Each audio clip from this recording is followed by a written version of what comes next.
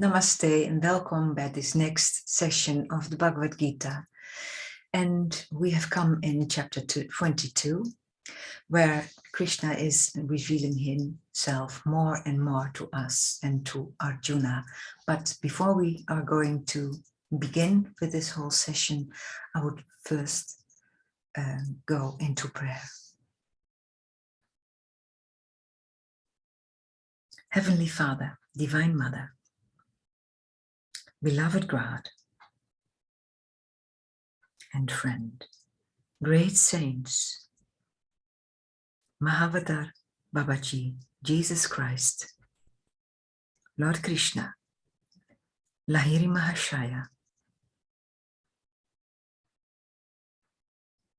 Swami Shri Yukteswar,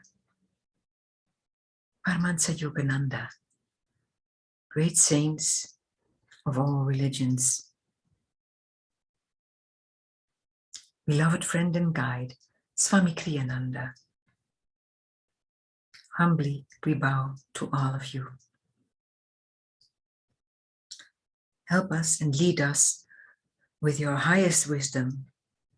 Help us to hear the whispers of your presence and to inspire us to love, to strengthen our dedication, courage, and determination.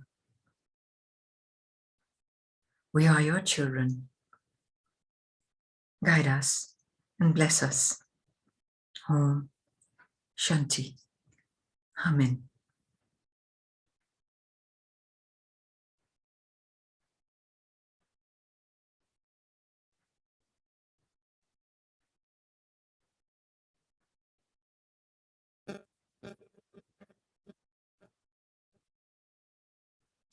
So, as I was saying, we are now in chapter 22, where Lord Krishna is revealing himself more and more to us.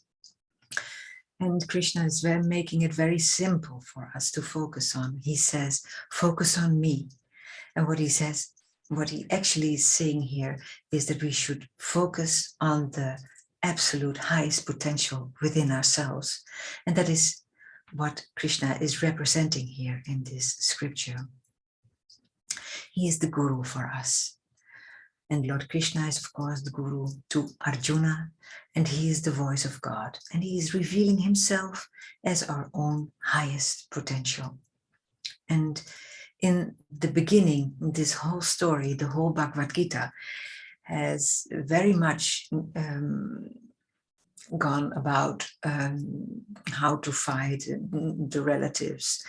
And it is, of course, a metaphor for our inner citizens, the tendencies, the habits that we help that do not help us, because those are not the reflections of our highest potential. And we have to do battle with them. And by focusing our attention to the Lord, these tendencies become less and less strong in our consciousness.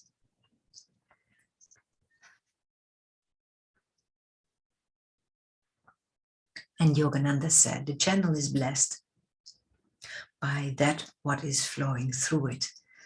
So whatever thoughts and feelings are traveling through our system, in our consciousness, that determines what we are expressing in the world around us.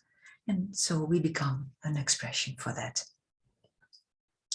And Krishna is saying, love God, the infinite spirit above all, to meditate on him as one's very own. God alone can lift us out of the relativities of karmic merits and demerits into the absolute peace and freedom of infinite being. So Krishna is also encouraging us to go beyond him and to go and to focus on God, the infinite spirit beyond. And so where we ended last time was stanza 22. And stanza 22 is, to keep it in our memories a bit, to those who meditate on me as their very own, their hearts, ever united to be, by incessant inward worship, I supply their deficiencies and make permanent their gains. And Krishna gave us this very simple but very powerful statement. Concentrate on me as your very own and with continuous worship, and I will take care of the rest. And we find a similar quote like this in the tradition of Christianity. And because it's very apt here, because it was Yogananda's mission to make people aware of the underlying unity between the tradition of India out of Sanatana Dharma and of Christianity. And so that's why I'm mentioning it here. Because in the Bible it says, seek ye first the kingdom of God, and all these things shall be added unto you. So both scriptures, the Bible and the Bhagavad Gita, state that when you first come to me, when you first open your heart to me, you will receive my blessings, and you will also become a blessing, a channel for my blessings in the world. And there is a wonderful story about Jesus Christ when he was entering Jerusalem. And there was, of course, a big crowd around him because all the people had heard about Jesus doing miracles and so on. So they were very anxious, of course, to come close to him and to see him. So Jesus is walking through the crowd, and his disciples are trying to protect him a bit of the crowd, because the crowd, of course, as they always do, is pushing towards him. And then all of a sudden, Jesus says, somebody touched me. And his disciples are saying, yes, of course, that's not a big surprise here because it's so very crowded. And then Jesus says, no, that's not what I mean. Somebody drew power from me, because he felt power going away. Because in that very instant, there was this woman, a very humble devotee, and she hoped to touch him. And she touched the hem of his robe. And in touching that, in doing that action, in full devotion and with full faith and trust, Jesus Christ was feeling power of him going out towards someone. And so in that way, the woman was able to draw power from him. And the beautiful thing is that she was very humble and very shy. She did not even introduce himself. He did not see her even. And yet she had so much faith, trust, and devotion for him that by mere touching the hem of his robe, she was able to draw that power from Jesus Christ. And in that very instant, she was healed, because it was stated before, this woman bled for 12 years without stopping. So then she was all of a sudden cured of her ailment. And it's a very powerful story. And so that underscores how divine grace works. It is not dependent on ritual or some kind of formal offering. It's, again, I stated it many times, God reads the heart. When there is a certain vibration that allows God to come in, it happens right away. And so we continue with stanza 23.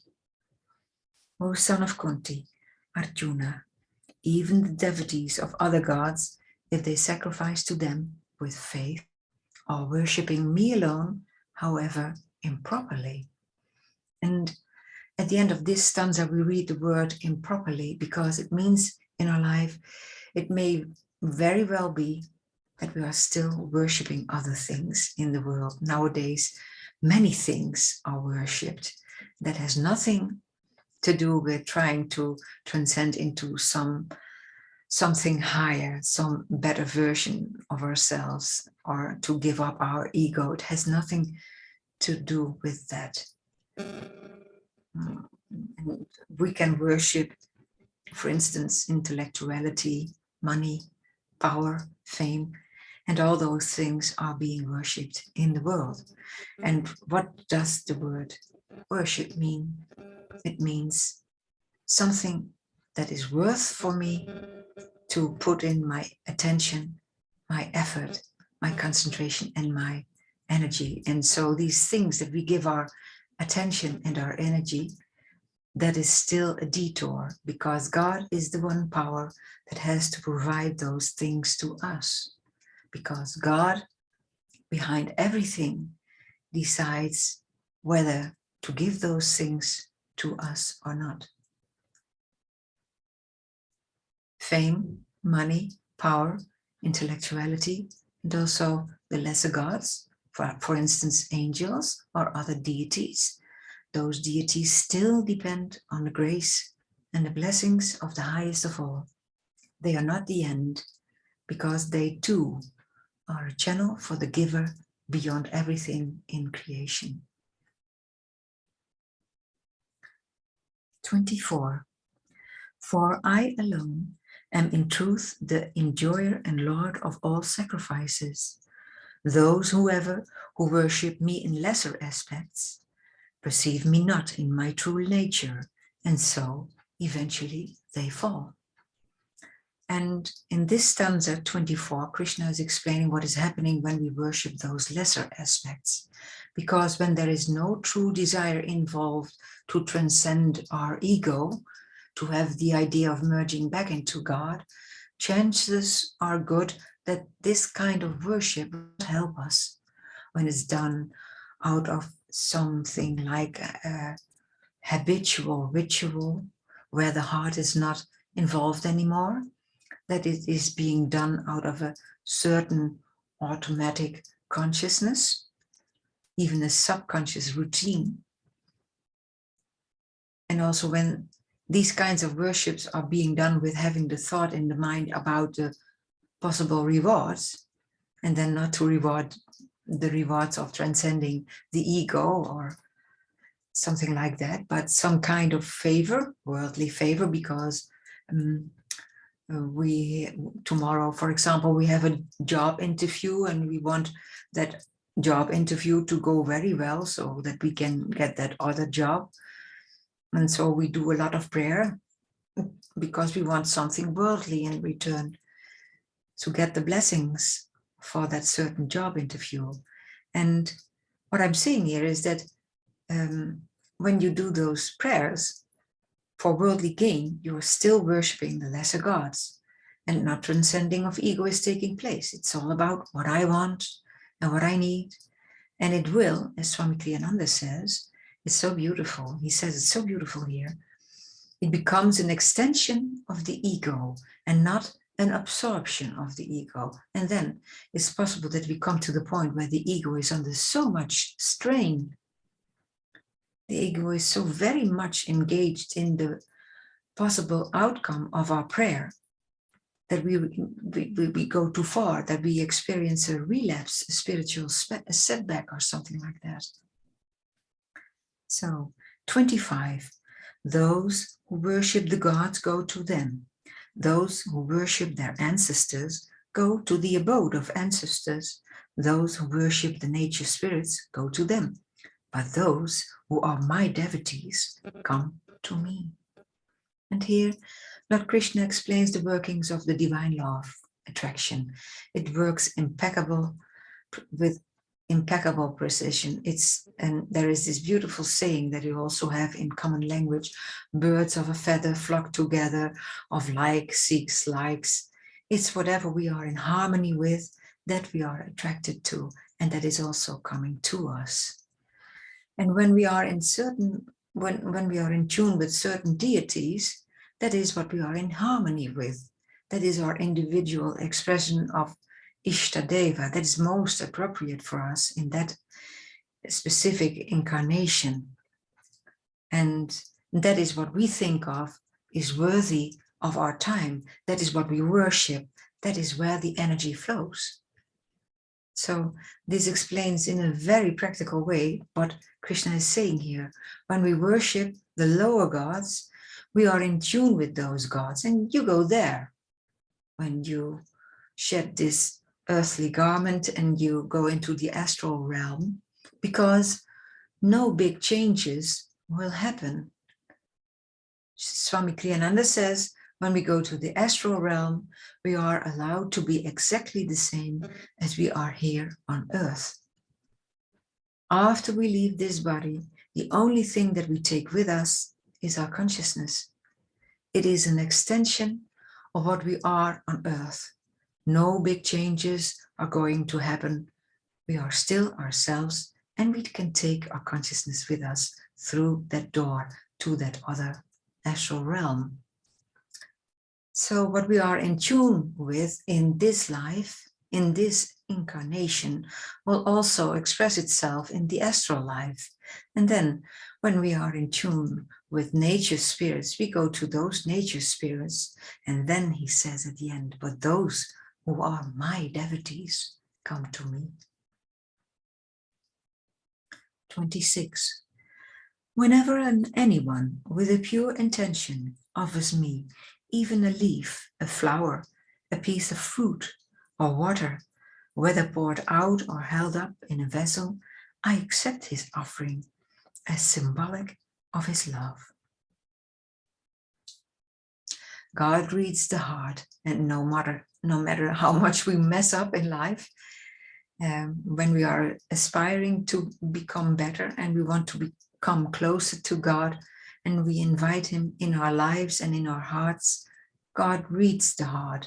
And so whatever we give out of sincerity of our heart is lovingly accepted by the divine.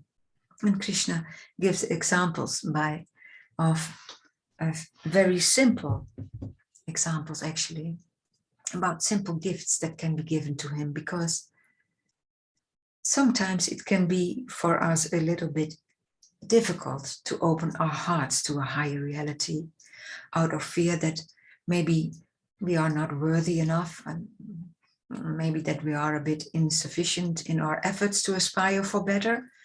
And these are a few things that can cause us to have a bit of a challenge to open our hearts. And so Krishna invites us to begin with a simple offering, but do it in a regular basis, so we get used to offering a little gift. And it doesn't have to be something material, but we can also give a little bit of our heart to him, a little bit of our time. Start with a little bit of devotion. And we can, when we start with this little material gesture, it's a nice gesture. And start there when we find it difficult to do so, to be more devotional. But when we do it on a regular basis, we get more and more involvement in our hearts. And this is a wonderful way to develop more devotion. Now I'm reading 27, 28, and 29. Whatever action you perform with dispassion, O Arjuna, whether eating or performing spiritual rites, or making gifts in charity or in austerities, self-discipline, dedicate that action in offering to me. 28. In this way, nothing you do will bind you to either good or evil karma. Firmly anchored in me by self-renunciation, you will achieve freedom and will come to me. 29. I am impartial to all. No one is specially hateful or dear to me. Those, however, who give me their heart's love are in me, as I am in them.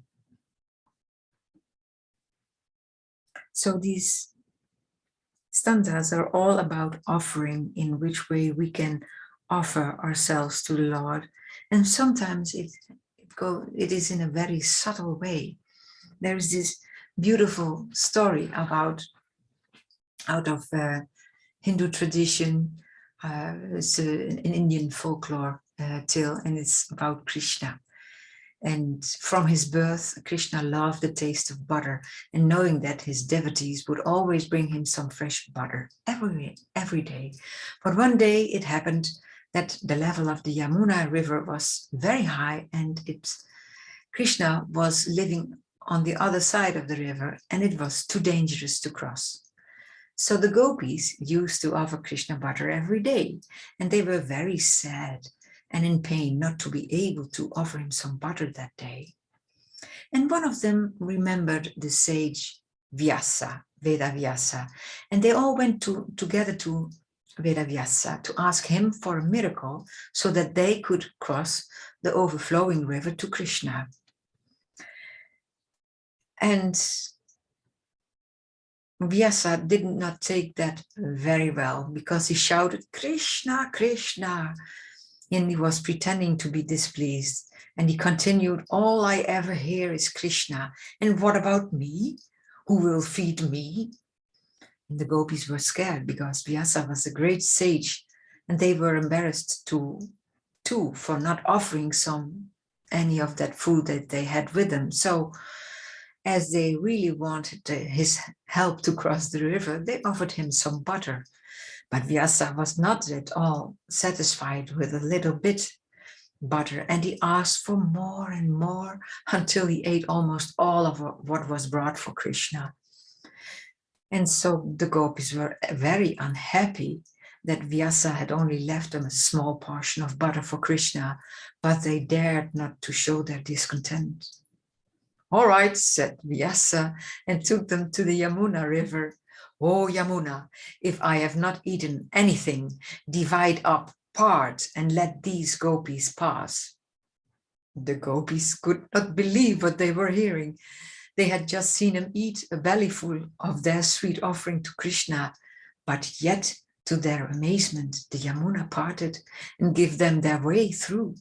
Now they could not believe their eyes, but anyhow, they ran quickly to the other side looking for Krishna, and they could not see him because every time he always was looking for them. He was on the outlook for them, but this time they could not see him, and they found him sleeping happily in his hut.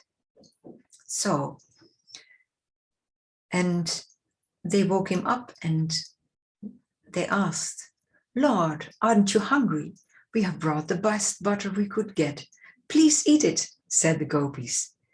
Krishna opened his eyes slowly and said, oh, thank you, but I am no longer hungry. That fellow Vyasa on the other side has already fed me too much.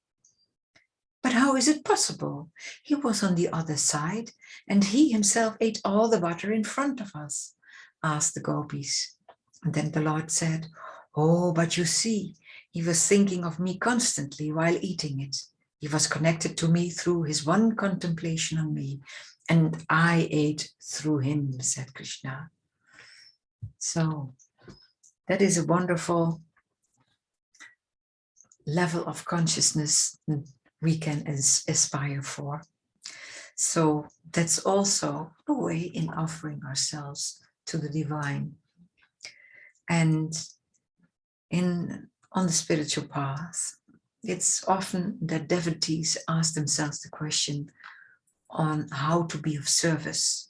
How can we offer ourselves to the divine and while we are doing our daily duty? And he says also, if we manage to do that daily duty out of service to the divine in a kind of impartial way, with a calm heart, it's especially beneficial for ourselves, because if we can remove ourselves from the act of giving itself, if we can become more calm, then in that act, we can also be more recipient to the grace that always wants to come to us. And I am mentioning this here because this self-offering, there is a lot of talk about self-offering on the spiritual path. And of course, we are always in the most ideal form, we are willing to be of service, of course. So there's a lot of focus on the idea of giving, but it's also important that we have in the same moment that we also are able to open ourselves in receiving. And then I don't mean in a worldly manner, like worldly praise, recognition, or other worldly things. I mean, if we truly allow ourselves to be a recipient for the divine, then that grace comes in us. And so we can give that grace back to the world. But what happens when we are so busy with serving others? Little thoughts come in, our self-definitions come in, and they are a limited version, a worldly version of what we are. And thoughts come creeping in like, we think about things that happened in the past, about challenging situations, maybe about certain things we still desire in this world, thoughts about the fruits of our actions, thoughts about somebody owes me an apology and so on. And all these things create restlessness in our heart. And when, there is a very famous saying, when restlessness comes in, God goes out. So when we try to be non-attached in the serving and have our energy high with a calm, open, and especially receptive heart, then we can receive the blessings that the divine always wants to give to us. And that is also what Krishna is referring to in stanza 29.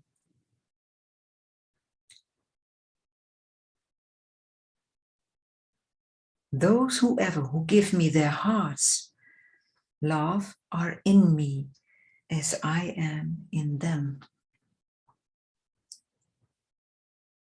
And that is something that we can do every moment of the day, especially keeping our energy high, because when it's going down, we have to be careful that it's not about our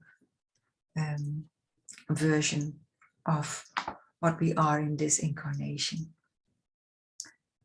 And a few chapters before I spoke about Kriya Yoga, that it is not a practice that is limited only in meditation time itself, but it is also an extension of that time, because in Kriya Yoga, of course, we also have that way of offering and cooperation with the divine. And it's very valuable practice to bring that also in our daily life. So meditation time and day-by-day life can be a lovely balance, that one is the extension of the other. And I recently finished translating something, that a talk of Swami Kriyananda, and the talk was about how to apply Kriya Yoga in day-to-day life. And what struck me very much was that Swami Kriyananda is making it very practical. Of course, Kriya Yoga is a sacred technique and secret technique, and should not be shared with others. But we can bring that practice, that the thought behind that practice into day-to-day life. So it's helpful to view that talk. You can see it on the YouTube page that I am managing currently, and you can find it in the section about talks of Swami Kriyananda. It's helpful to read that talk and listen to it. Okay, then we go further. Stanza 30. Even an evildoer, if in his heart he rejects all else and worships me alone, should, because of that resolution, be counted among the good. And this is, of course, something that is very challenging to understand on a deep level, because we tend to put people in boxes, but the Bhagavad Gita itself is a splendid example for looking at things another way, because in that whole story, and the Bhagavad Gita is, of course, part of the Mahabharata, we can, when we follow every character in that story, no one person is 100% good, no one person is 100% bad. In the Bhagavad Gita, it is like this: bad people do good things, but also good people do also bad things. So this gives us an idea that we should not see it so much in black and white. Because when we do wrong actions, when we look at our own lives, and when we do wrong actions, we are compelled to act in a certain idea by the tendencies that we have in us. That those are the vrittis that are in the chakras. And so there is a certain tendency waiting to take the moment to manifest itself in the world, and then we can be swept away in that moment and do something very unsavory. And also in this story, when you read the Mahabharata, then you see also that the person that is being killed by Krishna, the evildoer, is instantly liberated. So we should also consider people not as being evil, but acting out of ignorance, because in essence, we all have that divine spark in us. And that can be challenging to apply that in day-to-day life when really horrible and appalling things happen. But Krishna gives these very high teachings to us. So certain evildoers in that Mahabharata, they stand in front of Krishna and they are going to be decapitated by the Sudarshan. And in that moment, just before they die, they see truth. So all the veils of Maya are being removed and they see truth. And that is so wonderful. So they are liberated in that moment. So they are not just going to the astral realm. No, they are completely liberated. Krishna sees the evil, but Krishna also sees the heart. 31. Such a one will soon become virtuous and will achieve lasting peace. O son of Kunti, Arjuna, know this for a certainty, my devotee is never lost. This is a wonderful promise. My devotee is never lost. It doesn't matter how many times we mess up, we stumble and fall. If the only thing we keep doing is standing up again and trying anew, then we are never lost. The Lord knows that in our striving for perfection, we are not perfect yet. 32. Taking shelter in me, all can achieve supreme fulfillment, whether they be of sinful birth or women, the preservers, traditional or family values, and therefore of samsara or vaishyas or lowly shudras.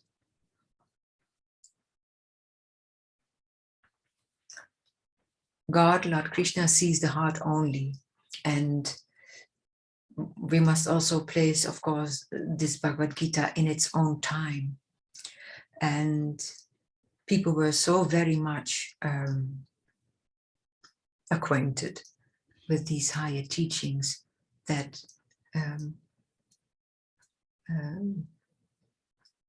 everyone had the chance to be liberated. So the women that are mentioned in this stanza, he means carefully, we should not put people into boxes. So we have to, everyone has a chance to get to walk this path towards liberation.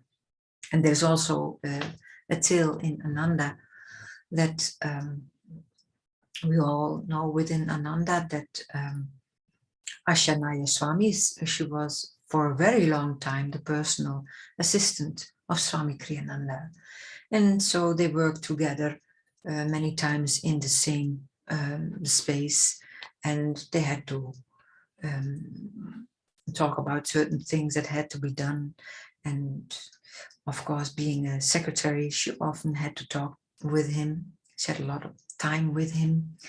And then after some times, 20, 30 years later, she thanked Swami Kriyananda for always being so considerate with her in spite of their age difference, because of course there was a tremendous gap in age between them.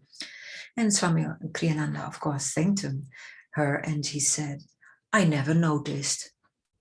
He never noticed the age difference, because he looked straight beyond outer appearance, through the eyes, and to inside, to the consciousness. He only saw the consciousness.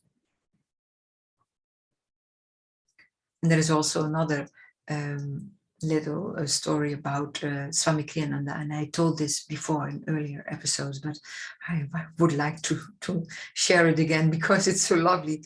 Because there was one time they were driving with 4 people in one car, and Swamiji was sitting next to the driver, and they were driving on a freeway in America, and they were looking at some very big billboard, and there was a woman standing on it in a very lovely evening gown, and then Swami Kriyananda looked so back, and Nirmala, she was sitting behind him because they were traveling to one kind of destination, and he said to her, "Hey Nirmala, would you like that dress if you were a woman?" And then she said, "But sir, I am a woman." He never noticed. So he looked straight inside. So that tells a lot about the tendencies that we have to judge people according to the color of skin or gender or profession that they do or clothes they wear. It's not an issue when you have a higher consciousness. With Satanic people, they look beyond. So, stanza 33.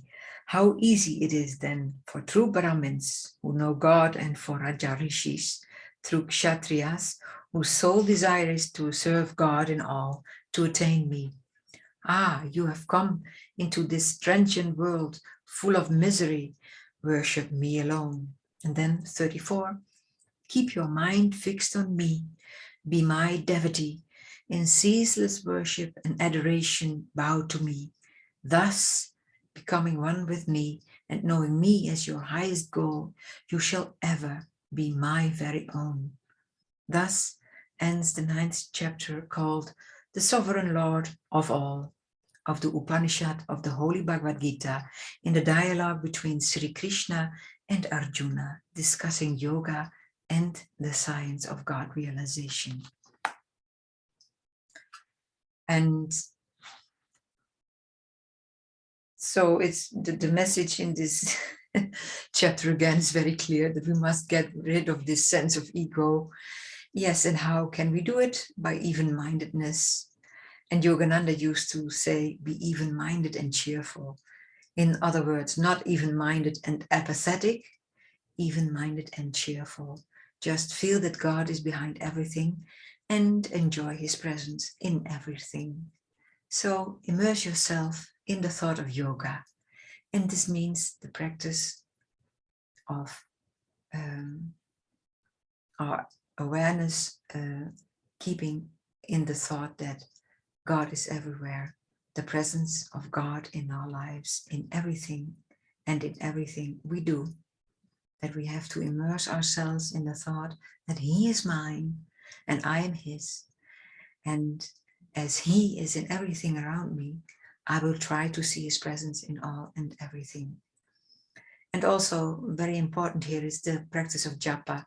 It's a very important reminder for us to keep that focus during the day. And also chants are very beneficial. And one of the chants are Jai Ram, Sri Ram, Jai Ram. Jai Jai Ram Om, Sri Ram, oh Jai Ram, Jai Jai Ram Om. We can also sing a melody instead of only words, because melody touches the heart more. And if we are singing a melody, it helps to really lift up our minds. Mahamantra is very good too. And all those mantras are very good, very helpful. And sometimes it also helps to sing spiritual songs. And Swami Kriyananda has written many.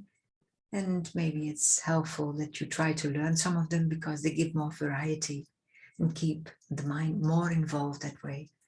And they are absolutely a wonderful way of lifting the mind. And that feeling you get from these songs is something, it's a wonderful thing, and that brings us even closer to God, the thought of God more completely. So music of all the arts is the most immediate medium for divine inspiration. And that is why the Bhagavad Gita, of course, is also sung to involve the heart more. And so Krishna says, keep your mind fixed on me, be my devotee, immerse in the thought of God, fill yourself completely, just as if drowning in the thought of God, everything you do. And there is also a little thing of Swami Kriyananda I would like to share. Swami Kriyananda says that there are certain things that different saints have said throughout the times, and they are very well worth listening to it. Like, for example, Saint John of the Cross in Spain, who said that one act of divine love is worth more than all the spiritual service that is rendered by monks and nuns and religious people. Just to love God is the whole thing. And it's the only thing. And some other saints said, just to love God, that's the only thing worth doing. And Saint Jean Vianney of France, he was a great saint, he said, if you only knew how much God loves you, you would die for joy. This thought again of God's love, that we develop that feeling in our heart. It's not helpful to think of God just as an abstraction. Don't be immersed in him in the thought of a certain philosophy or certain philosophical thoughts and so on, because that is stimulating the intellect again, and then we are only on the conscious level, and we want to transcend it. We want to go into that superconscious state of being. And Swami Kriyananda said, when you really know God, it's worth more than all the Vedas together. And it's also like Krishna said in earlier chapters, it's no more use than a water well, when the land is all flooded with water. So the thought of Krishna's love, practice it daily. Set time aside every day to think of him that way. And when you go to bed at night, talk to God always. Pray to the divine. And Swami Kriyananda says, don't go to sleep until you feel his presence. And then say to him, I don't want this. And throw it into that mental bonfire. All attachments, all desires, all likes and dislikes. And just say, I'm free of that. And by doing this every day, we will experience a greater inner freedom that will grow into a greater stream of unaffected, underlying joy in everything what we do day after day.